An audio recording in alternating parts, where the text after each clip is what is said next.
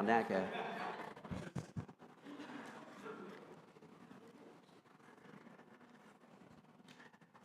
Bonjour, ça va bien? Avant de débuter, je pense qu'il y a un petit son, je ne sais pas si c'est moi qui a ça, là. Il y a l'Église de Buckingham a reçu une invitation, c'est-à-dire de l'Église de Tursault. Le 6 septembre, il va y avoir un événement d'évangélisation. Malheureusement, je n'ai pas d'autres détails, mais je vais m'informer cette semaine pour voir l'heure et tout ça, mais Tursault aimerait savoir le nombre de personnes qui désiraient aller parce qu'il va y avoir une collation, je ne sais pas, puis ils ne veulent pas en acheter plus qu'il faut. Fait que, mais je vais essayer d'avoir d'autres détails cette semaine, puis je vous dirai ça la semaine prochaine à cause de ça. Mais avant d'aller dans la prédication, on va se courber. Père éternel, encore une fois, je me retrouve devant toi et je me retrouve devant mes frères et sœurs avec ta parole à toi. Et comme à chaque fois, je me sens démuni devant cette parole-là parce que c'est ta parole à toi et je veux te demander vraiment que tu puisses parler en avant de moi, que moi, je peux faire simplement ce que tu me demandes de faire, prêcher ta parole, mais je ne suis pas capable de la faire rentrer dans les cœurs.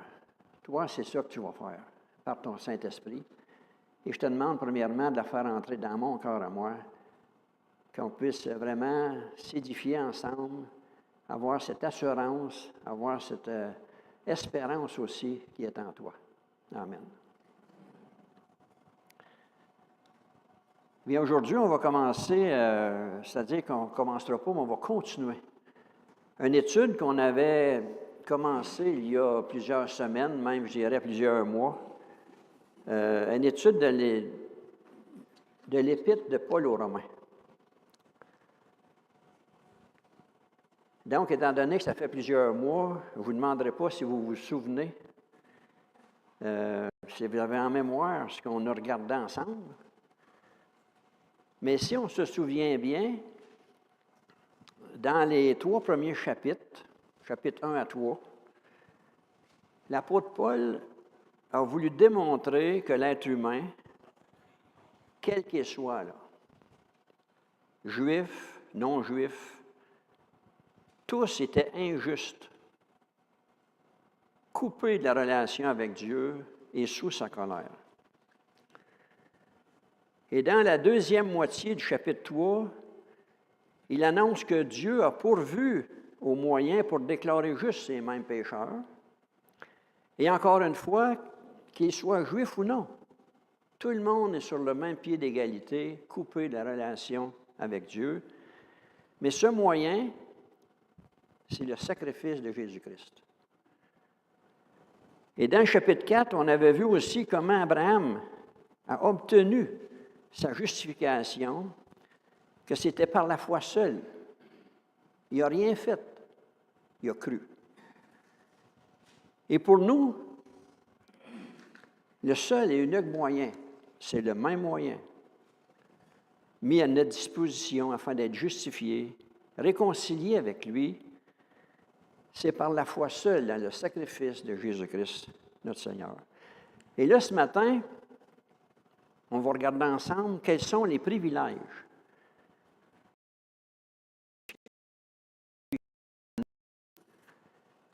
dans nos vies, dans la vie de chaque croyant, en prenant connaissance des bienfaits que nous présente Paul dans Romains chapitre 5, des versets 1 à 11. Donc, on va tourner dans l'Épître.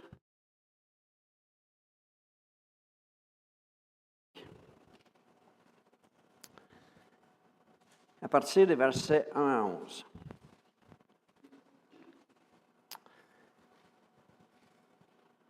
Au verset 1, on lit « Étant donc justifiés par la foi, nous avons la paix avec Dieu par notre Seigneur Jésus-Christ, à qui nous devons d'avoir eu part eu par la foi, c'est-à-dire accès à cette grâce, dans laquelle nous demeurons fermes.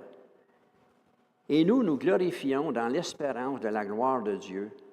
Bien plus, nous nous glorifions même des afflictions, sachant que l'affliction produit la persévérance, la victoire dans l'épreuve, et cette victoire, l'espérance. Or, l'espérance ne trompe pas, parce que l'amour de Dieu est répandu dans nos cœurs par le Saint-Esprit qui nous a été donné. Car lorsque nous étions encore sans force, Christ, au temps marqué, est mort pour des impies. À peine mourrait-on pour un juste, quelqu'un peut-être mourrait-il pour un homme de bien. Mais Dieu prouve son amour envers nous en ce que, lorsque nous étions encore des pécheurs, Christ est mort pour nous. À plus forte raison, donc, maintenant que nous sommes justifiés par son sang, serons-nous sauvés par lui de la colère. Car si, lorsque nous étions ennemis, nous avons été réconciliés avec Dieu par la mort de son Fils, à plus forte raison, étant réconciliés, serons-nous sauvés par sa mort. Et non seulement cela, mais encore, nous nous glorifions en Dieu par notre Seigneur Jésus-Christ, par qui maintenant nous avons accès, c'est-à-dire obtenu la réconciliation.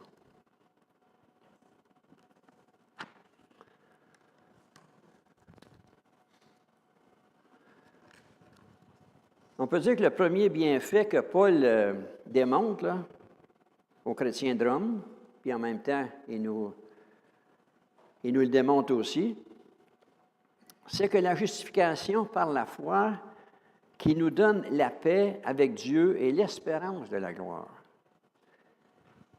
Parce qu'il débute en disant au verset 1, « Étant donc justifié par la foi ». Ce qui veut dire ça que pour Paul, puis pour lui, pour lui-même, puis pour ses lecteurs, c'est une chose qui est déjà faite. Ils sont déjà justifiés. Et être justifié, c'est une possibilité qui se fait par un acte par lequel le Dieu trois fois saint déclare que le pécheur est maintenant juste, acceptable devant lui. Puis la raison pour laquelle Dieu peut faire ça, peut déclarer un pécheur juste, sans que lui-même ne soit pas injuste, c'est que Christ a payé pour lui à la croix le salaire de son péché. Le salaire du péché, c'est la mort. Chacun de nous, il faut payer ce salaire-là. Christ l'a payé. Puis il a fait justice en notre faveur. Mais tout cela, parce que s'il l'a fait, on pourrait dire, bien, tout le monde est sauvé. Non. Tout cela, on peut l'obtenir que par la foi seule, la confiance.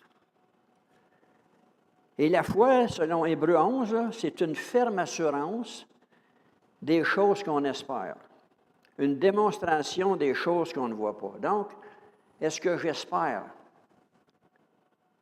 avoir la vie éternelle?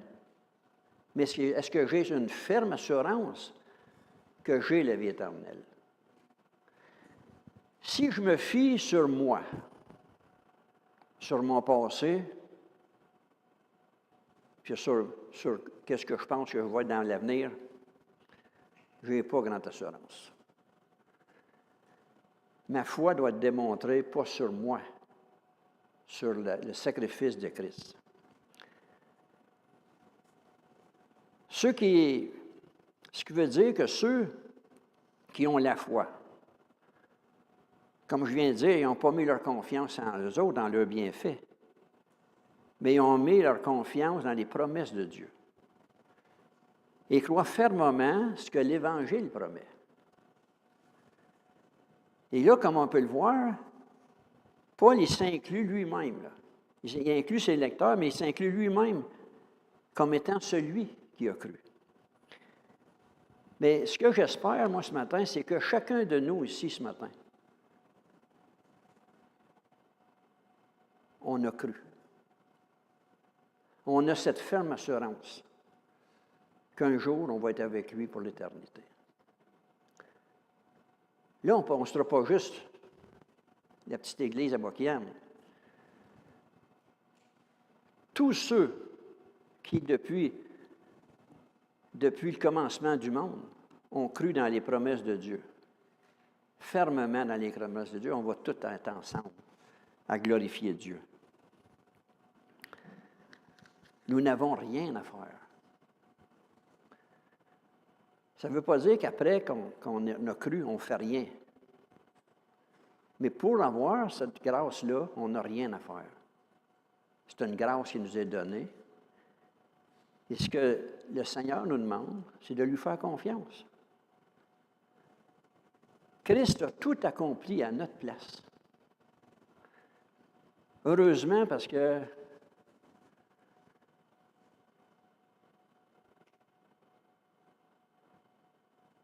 moi, j'ai abandonné ce qu'on pourrait appeler mon ancienne croyance dans la religion, parce que je savais que je n'y arriverais jamais à tout combler ce qu'il me demandait. Même avec toutes les bonnes intentions, je n'étais pas capable. Donc, je dis, ça ne donne rien, j'arrête. J'arrête ça. Heureusement que Dieu avait un plan pour moi, puis qu'il a envoyé un de ses serviteurs chez moi. Puis il m'a annoncé la bonne nouvelle. Mais avec ce serviteur-là, il avait envoyé quelqu'un d'autre. Son Esprit Saint. Et c'est là que, je ne le raconterai pas dessus encore, là, parce que ça fait plusieurs fois que je le raconte. Mais en tout cas, il y en a deux en avant de moi qui s'en rappellent.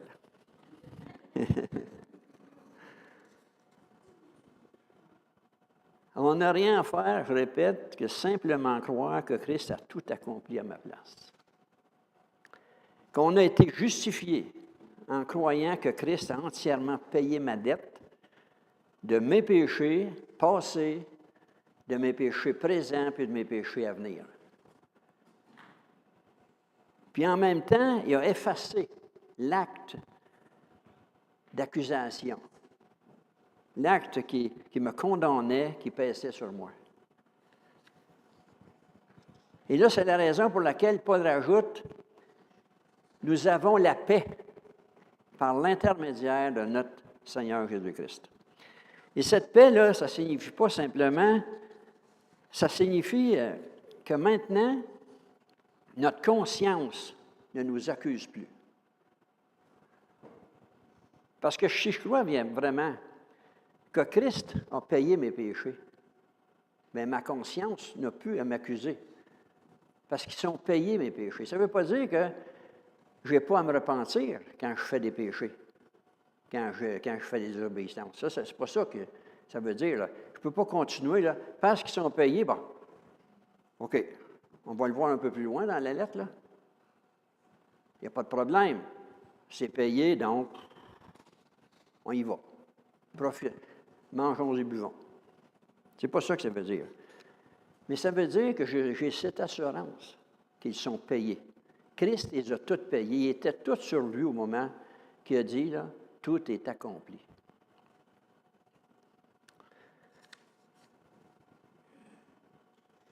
Et comme je viens de dire, cette paix-là, ça veut dire que ma conscience ne m'accuse plus devant Dieu. Et cette paix-là n'est pas simplement un sentiment de bien-être, mais c'est une réalité. Nous sommes maintenant en paix avec Dieu. Tout a été réglé à la croix par la mort de Christ. Notre dette a été payée.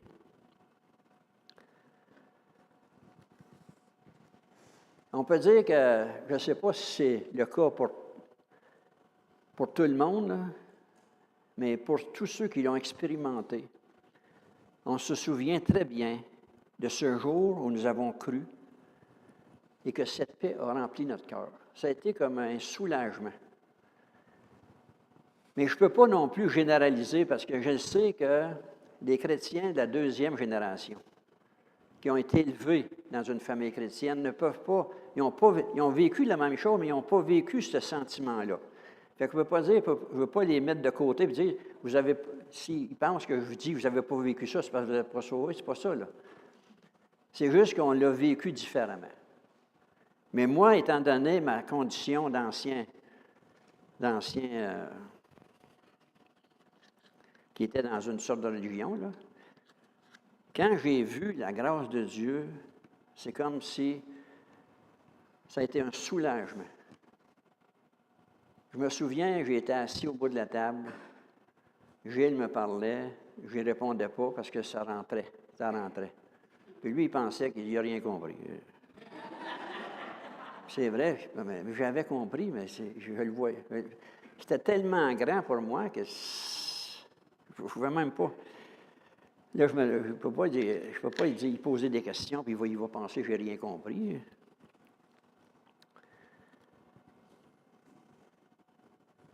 Mais ce que ça veut dire, qu'il n'y en a plus de conflit, il n'y a plus d'hostilité entre Dieu et nous. Tous nos péchés, tout ce que Dieu pouvait nous accuser, nous reprocher, a été réglé à la croix. On n'est plus des ennemis de Dieu.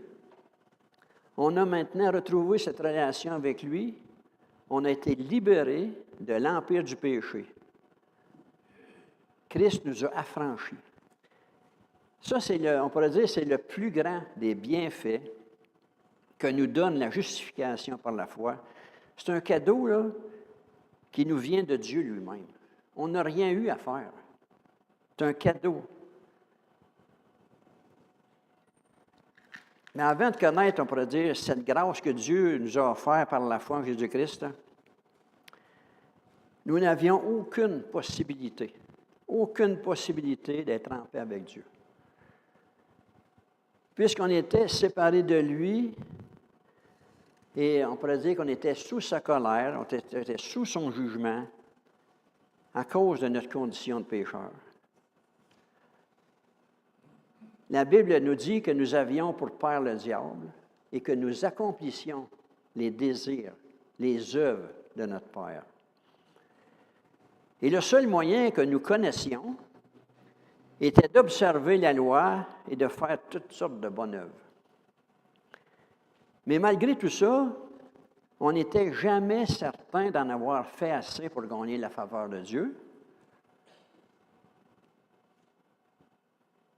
Et on n'était pas capable non plus d'accomplir la loi en entier. Je ne sais pas si vous connaissez les 10 commandements. Le premier, c'est « Tu aimeras le Seigneur ton Dieu ». Mais comment ça? Là? De tout ton cœur, de toute ton âme, de toute ta pensée. Est-ce que vous avez été déjà capable de faire ça? Non, juste le premier, là. Ensuite, le deuxième qui est résumé, « Tu aimeras ton prochain comme toi-même ».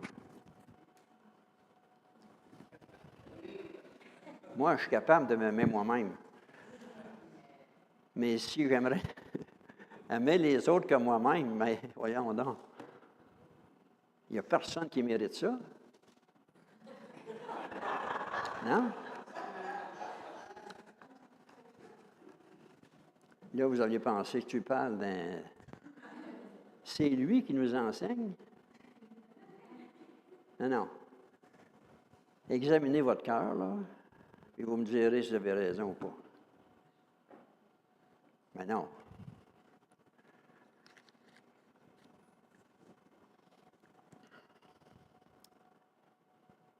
Nous étions des ennemis de Dieu, puis maintenant nous sommes réconciliés avec lui, par sa grâce. Le sacrifice de Christ, par le sacrifice de Christ, c'est-à-dire le péché a été puni, puis la justice de Dieu est satisfaite. Pour ma part, là, avant de rencontrer Christ, la seule chose qui comptait pour moi, pense que vous le devinez, je l'ai dit tantôt, là, en 2 mots, c'était moi. C'était moi qui comptais pour moi. Il n'y avait pas de place pour Dieu. Il n'y avait pas de place pour un autre Dieu dans ma vie. Le Dieu principal, c'était moi. Puis des fois, il tente de reprendre la place aussi, des fois. Fait que c'est pour ça que j'ai besoin régulièrement, journellement, de la grâce de Dieu qui vient me rassurer. Et au verset 2, Paul ajoute que c'est par l'intermédiaire de Christ que nous devons d'avoir eu part, par la foi, accès à cette grâce. Et après dire, c'est un cadeau que personne de nous ne méritions et dans laquelle nous demeurons fermes. Pourquoi qu'on demeure ferme? Parce que c'est le seul moyen. Il n'y a pas de salut en aucun autre. On n'a plus à redouter, on pourrait dire, la colère de Dieu, puisque Dieu nous a adoptés dans sa famille et il nous a adoptés dans sa maison et on va passer l'éternité avec lui. En plus, il nous offre de participer à sa gloire et puisque nous aurons accès à sa gloire, nous nous glorifions dans l'espérance de la gloire de Dieu. Et lorsque Paul parle que nous nous glorifions dans l'espérance de la gloire, c'est parce que bien que nous sommes assurés d'y participer, nous ne l'avons pas encore, cette gloire-là. On l'a en espérance. Puisque nous sommes assurés, eh bien, nous nous en glorifions en attendant d'y participer pleinement. Et l'espérance de la gloire de Dieu, pour celui qui a été régénéré, est donc la certitude que nous serons, c'est-à-dire avec lui pour toujours, pour l'éternité. Et puisque notre espérance ne repose pas sur nos souhaits, nos désirs, mais sur la personne de Christ lui-même, nous nous glorifions donc que cette gloire qui nous est réservée, c'est-à-dire avec lui, pour l'éternité. Maintenant, est-ce que nous pouvons affirmer ce matin, chacun de nous, là, que nous possédons cette même assurance, cette même espérance, que nous avons été réconciliés avec Dieu, que nous sommes maintenant en paix avec notre Créateur? Moi, je peux dire pour ma part que j'en suis parfaitement convaincu. Et c'est là que je vous pose la question à chacun de vous, parce que je vous connais en général, mais je ne vous connais pas chacun de vous personnellement. Qu'est-ce qu'il y a dans votre cœur? C'est important de, comme on a chanté, là, « Sonde-moi, ô Dieu, connais mon cœur ». C'est important de sonder notre cœur, pas sonder le cœur des autres. Tu sais, parce que des fois, on dit « Ah, lui, il devrait, elle devrait peut-être s'examiner. » Non, non. Mon cœur à moi. Est-ce que je suis convaincu? Mais un autre bienfait que la justification par la foi apporte aux croyants, c'est que même dans l'épreuve, nous pouvons demeurer confiants et garder courage. Comme le dit Paul au verset 3, bien plus, nous nous glorifions même des afflictions. Mais comment comprendre qu'on puisse se glorifier des afflictions? Comment comprendre qu'on peut se glorifier des épreuves qui nous arrivent, des souffrances qu'on peut supporter? Puis en particulier, si ces mêmes souffrances-là sont dues parce que j'ai voulu persévérer dans la foi, parce que je me suis identifié comme chrétien.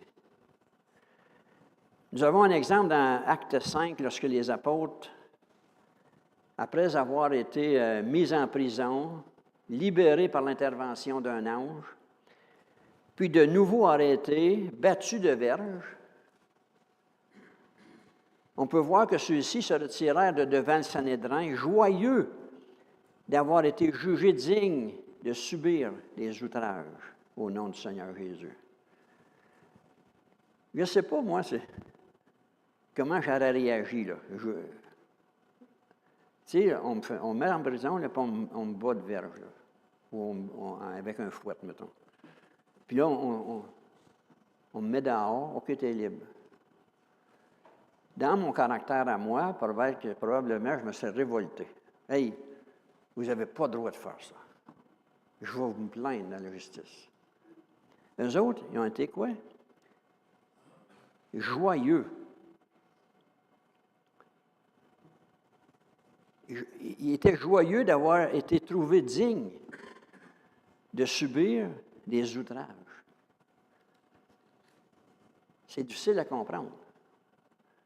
Il fallait absolument qu'ils soient remplis du Saint-Esprit pour ça.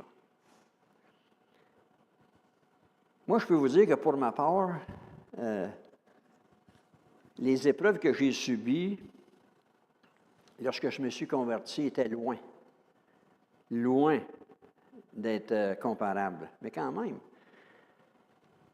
lorsque je me suis converti, c'est comme si, tout d'un coup, là, tout s'était mis à aller de travers. Un an après ma conversion, la compagnie dans laquelle je travaillais depuis 15 ans a fermé ses portes. Mais ça, on peut dire, c'est un addon. Oui. Et cette fermeture, elle a coïncidé avec le ralentissement économique des années 80. Donc, ça veut dire que je me suis retrouvé sans emploi pour un bon bout de temps. C'est à ce moment-là qu'un des frères de l'Église et moi, on avait décidé de partir d'un garage de mécanique ensemble. 8 mois après, le garage est passé au feu. Dans l'année qui a suivi, on a redémarré un autre garage. Puis dans la même année, j'ai eu un diagnostic de sclérose en plaques. Et là, ma condition s'est beaucoup améliorée, mais dans ce moment-là, je n'étais plus capable de conduire, je n'étais plus capable d'opérer, je n'étais pas. Puis beaucoup d'autres choses qui m'est arrivé que je ne peux pas commencer à tout raconter ici, là, parce que. Mais il y a certains chrétiens à ce moment-là qui nous avaient suggéré d'écrire un livre sur tout ce qui nous arrivait, mais surtout sur la façon dont Dieu avait pris soin de nous.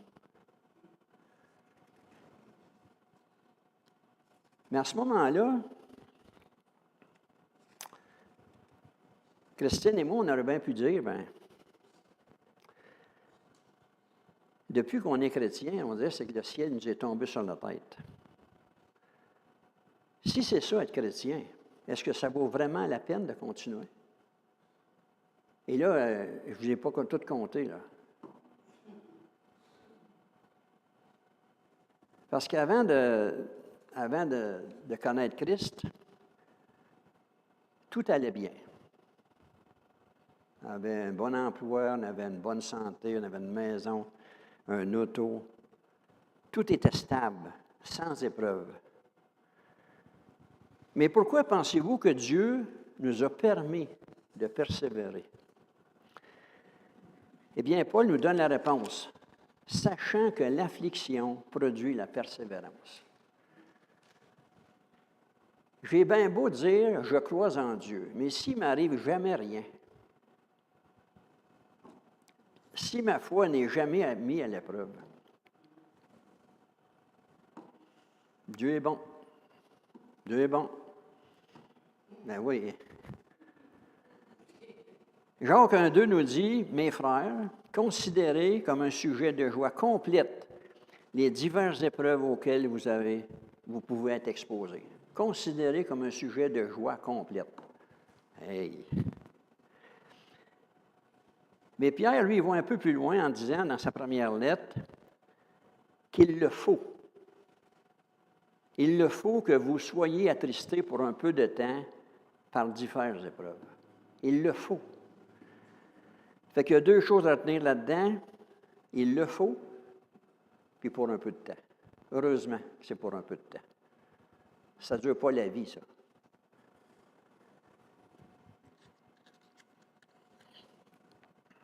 Mais à ce moment-là, ce qu'on a pu comprendre, c'est qu'à travers l'épreuve, Dieu était en train de nous affermer dans notre foi. Et très tôt dans notre vie chrétienne, nous avons pu voir aussi combien nous avions un Dieu qui était vivant, qui veillait sur ses enfants, qui venait à son secours, qui prenait soin de nous. Et je pourrais dire qu'il fallait que nous passions par ces épreuves. Parce que le fait d'avoir été justifié, le fait d'avoir été sauvé ne nous épargne pas des afflictions. Parce que ces afflictions-là ont leur raison d'être. Puis je dirais même qu'elles sont une grande utilité pour nos vies, puis nécessaires à notre marche, puis notre maturité chrétienne. Puis dans ce cas-ci, l'affliction servira de produire la persévérance. C'est la raison pour laquelle, après 45 ans, on est encore ici. Par ces afflictions-là, qu'elles soient d'ordre financier, de santé, de difficultés dans nos relations, ou même de rejet à cause de notre foi, notre fidélité est mise à l'épreuve et Dieu, à travers ces circonstances, va utiliser pour purifier notre foi puis nous affermir. Et Paul le mentionne un peu plus loin dans sa lettre que tout ce qui nous arrive,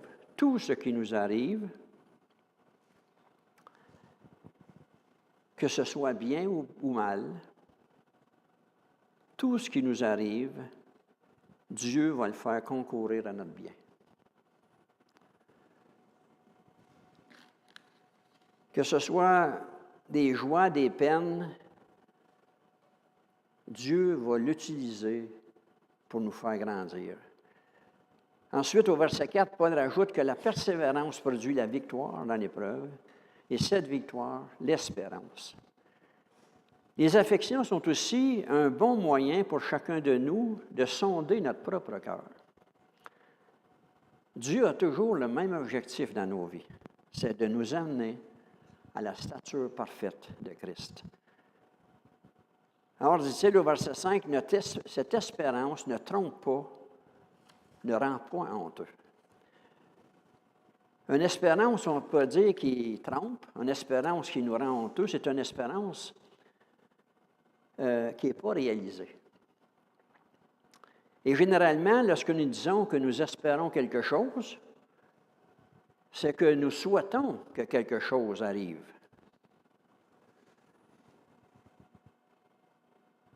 Ça me fait penser tantôt. Je parlais avec André, puis je disais qu'on parlait des projets futurs. Puis j'ai dit, je n'ai pas d'espérance envers toi, j'ai des espérances envers Dieu. Mais j'ai des espérances. C'est un souhait. Mais là, c'est une autre affaire. Lui, il me comprend, je ne sais pas si vous comprenez.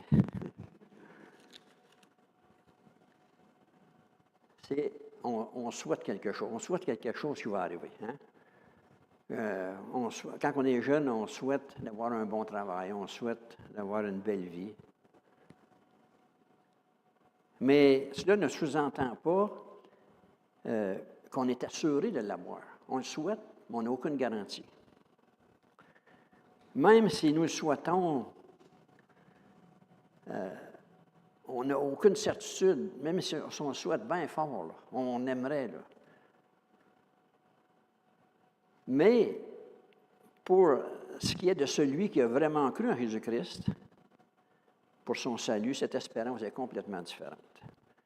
Parce que cette espérance-là s'appuie sur une certitude de notre justification, parce que l'amour de Dieu est répandu dans nos cœurs par le Saint-Esprit qui nous l'a donné.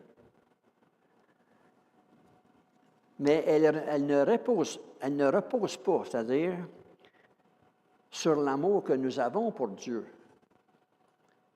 mais bien sur l'amour que Dieu a pour nous. Ça fait toute la différence. Parce que l'amour que nous avons pour Dieu, elle peut fluctuer d'une journée à l'autre, tandis que l'amour que Dieu a pour nous est constant. C'est vraiment tout un cadeau que Dieu nous a fait. Un cadeau qui nous a offert gratuitement, mais qui a coûté cher à son Fils, qui a coûté cher à Dieu, le prix de son Fils. Et là encore,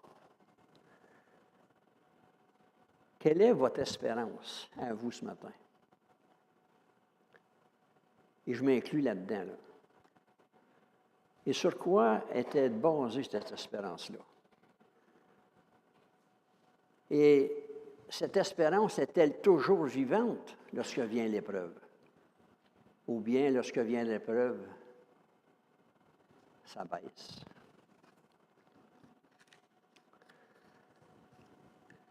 Un autre bienfait que nous apporte la justification par la foi, c'est qu'elle nous donne une sécurité, non seulement pour aujourd'hui, mais aussi pour l'éternité. Et Paul nous dit au verset 6, « Car lorsque nous étions encore sans force. » Sans force, ça veut dire qu'on n'avait aucune force, aucun pouvoir de lutter contre le péché. Complètement dépourvu de toute ressource. Impuissant à vouloir faire quelque chose qui pourrait plaire à Dieu. Incapable de nous sauver nous-mêmes. Mais Christ, au temps marqué, est mort pour les impies. Et là, le mot impie, c'est synonyme de blasphémateur, d'incroyant. Et c'est dans cet état que nous étions, chacun de nous, avant que Christ nous sauve. Même si on n'était pas tous au même niveau, on était tous là, séparés de l'amour de Dieu. Et ce qu'il y a de plus beau dans tout ça, c'est qu'il n'a pas attendu qu'on devienne meilleur. Il nous a pris tels que nous étions. Et Paul leur a dit un peu la même chose dans Galates 4.4. Il dit que lorsque les temps ont été accomplis, Dieu a envoyé son Fils, né d'une femme, né sous la loi, afin de racheter ceux qui étaient sous la loi, afin que nous recevions l'adoption. Non seulement il nous a sauvés, mais il nous a adoptés dans sa famille. Et si nous comparons un peu, là, c'est difficile à comparer. Mais si on compare ce que Dieu a fait pour nous, des gens rebelles, des gens impies, des gens qui étaient ses ennemis, avec ce que nous sommes, nous comme êtres humains, sommes prêts à faire pour nos semblables. Si on compare, nous, là, si on compare Dieu, ce qu'il a fait avec nous, qui sommes ses ennemis, avec ce que nous sommes prêts à faire pour nos semblables, comme il est dit au verset 7, à peine mourra-t-on pour un juste. Quelqu'un peut-être mourrait-il pour un homme de bien. Et c'est assez rare qu'on entend dans les nouvelles quelqu'un qui serait porté volontaire pour mourir à la place d'un autre. Hein? Je ne sais pas si vous avez entendu, déjà entendu ça. Ça peut arriver. Moi, j'ai déjà entendu, mais ça, c'était plus d'un film, en temps de guerre. Là. Je ne sais pas si c'était basé sur la réalité, que quelques personnes ou une personne s'était portée volontaire pour sauver un autre. Dans des cas extrêmes, peut-être que nous-mêmes, on donnerait notre vie pour nos amis proches. Là. Il arrive un danger, là, puis là, on va courir au-devant là, pour sauver soit nos enfants, notre femme, nos amis proches.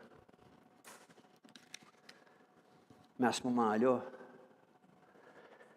il faudrait vraiment qu'ils soient en bon terme avec nous autres dans les derniers temps, avant qu'on fasse ça. Mais Paul mentionne au verset 8 que Dieu, lui, prouve son amour envers nous bien avant notre naissance. Alors qu'il connaissait très bien d'avance ce que serait notre état de rébellion envers lui. Il savait. Christ est mort pour nous alors que nous étions encore ses ennemis, alors que nous étions encore pécheurs, rebelles. Dieu n'a pas simplement déclaré qu'il nous aimait à ce moment-là. Il l'a prouvé. Alors que nous étions loin de lui être agréables, loin d'être en bon terme avec lui. Éphésiens 2 nous dit que nous étions par nature des enfants de colère, tout comme les autres. Mais Dieu qui est riche en miséricorde à cause de son grand amour, dont il nous a aimés, avant même que nous ayons connaissance que Dieu existe. À plus forte raison donc, maintenant que nous sommes justifiés par son sang, nous serons sauvés par lui de sa colère. On peut dire que par sa mort, Christ se trouvait à subir lui-même la colère de son Père à notre place. Et c'est certain que Dieu n'aurait pas sacrifié son Fils bien-aimé pour nous, pour ensuite nous laisser tomber. Arrangez-vous, là. Là, j'ai payé ce qu'il y avait à payer, mais le restant de votre vie, arrangez-vous. Car nous dit Paul, si, lorsque nous étions ennemis, nous avons été réconciliés avec Dieu par sa mort de son Fils, à plus forte raison, étant réconciliés, serons-nous sauvés par sa vie. C'est déjà fait, on est réconciliés. Et non seulement cela, mais encore, nous nous glorifierons. Nous nous glorifions, c'est-à-dire, en Dieu par notre Seigneur Jésus-Christ, par qui maintenant nous avons reçu la réconciliation. Mais pouvons-nous affirmer aujourd'hui avec certitude que nous connaissons cette sécurité? Et est-ce que cette sécurité repose sur une assurance éternelle? Puis encore là, je laisse la question à vous autres, là. Moi, ma réponse, je la connais. Eh bien, comme on vient de le voir, la justification que Dieu nous offre par la foi nous garantit la paix avec Dieu. La certitude que dorénavant, il n'y a plus rien qui pourrait venir troubler notre paix, notre relation avec Dieu. Est-ce que nous réalisons que c'est la chose la plus grande et la plus merveilleuse que Dieu a pu faire pour nous? Elle nous donne aussi la certitude, à nous qui étions privés de la gloire de Dieu, d'avoir accès à cette gloire. C'est-à-dire à la présence de Dieu, à la relation parfaite avec notre Créateur, un Dieu d'amour, qui par amour a donné la vie de son Fils bien-aimé, celui en qui il avait mis toute son affection. Mais pas simplement pour un temps que cette gloire va être là, ça va être pour l'éternité. Et maintenant encore, je reviens encore avec ma question. Parce que c'est important. Est-ce que je connais cette paix, cette sécurité? Puis si présentement, aujourd'hui, je ne l'ai pas encore, comment puis-je l'obtenir? Eh bien, une réponse courte, c'est bien tout comme Abraham a fait, en prenant Dieu au mot, en le prenant au sérieux, en croyant à sa promesse, simplement en lui faisant confiance par la foi. Et pour nous, c'est aussi en croyant que la promesse qui a été faite à Abraham a été accomplie, que toutes les nations seraient bénies en lui, justement à cause de sa descendance. Et sa descendance, c'est Jésus-Christ qui a accompli à la croix cette promesse-là. Il a pris sur lui ma condamnation, ce qui fait que la colère de Dieu n'est plus sur moi. Je suis donc justifié par la foi parce que j'ai cru à sa promesse. Mais je reviens encore à si il y en a encore qui ne sont pas certains. Eh bien, il y a plusieurs personnes ici qui peuvent répondre à vos questions, qui peuvent vous guider dans votre foi. Puis justement, après-midi, on s'en va chez nous, fait qu'on a le temps en masse de discuter. Vous êtes les bienvenus. Si vous avez des questions, on va être là. Père éternel, ça fait 45 ans que tu m'as fait cette grâce-là. Et ça fait 45 ans que j'en reviens pas encore.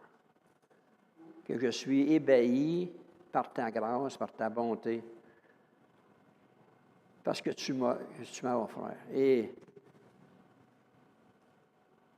je vais tout le temps avoir besoin de toi dans ma vie pour accomplir les œuvres que tu as préparées pour moi, pour continuer à vivre d'une façon digne de cette grâce, d'une façon digne de ton amour à toi. Amen.